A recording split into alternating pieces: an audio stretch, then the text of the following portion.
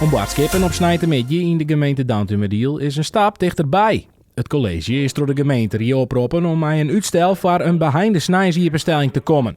Dat betekent openingstijden van tolvoeren midjes aan. Ergens wie dat wel te verwachten, want ik wist natuurlijk op de achtergrond wel hoe de hazen rond. Het is jammer dat het CDA eigenlijk een beetje draait is. Dat is wel wat een verrassing. Wij zijn een reële partij in het midden waar mij een heel soort dingen goed te bepraten is. Maar die het wel echt stuurt en ik wil beperkingen stelt in wat we wel in mij gaan kennen. Dat hebben we van de jongens ook weer dingen.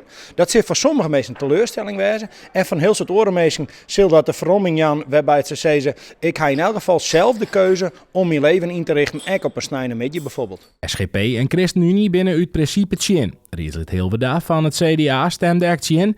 Net om het geloof, maar om de druk op de Lietse ondernemers. Sociaal Links, gemeentebelangen, het CDA, FNP en fractie van de ploeg stemden in met het voorstel. Wethouder Kempenaar stiet in de startblokken. Het college had nog de opdracht gekregen. Als portefeuillehouder ben ik blij met de opdracht. Pak ik hem voorvarend op en hoop ik dat er zo snel mogelijk besluitvorming plaatsvinden kan. En denk je dan dat dat voor de verkiezing is, of is dat misschien nog wat betekent? Als college hebben we het voorstel voor de verkiezingen met realizen. Begrijp je dan de totale tendens, laat ik het samen vragen?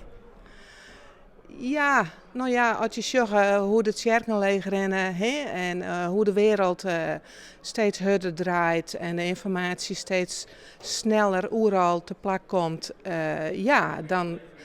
dan is dat in die zin net verbazingwekkend. Is dit een historische jong? Nou, daar mag je wat nuchter mee omgaan. We zijn in Downtumerdiel en ik denk dat we dat net doen dromen hadden.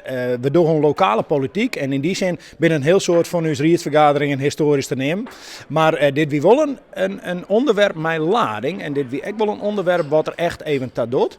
Rond van wat rest ziet het, maar echt van wat de snij oors belicht.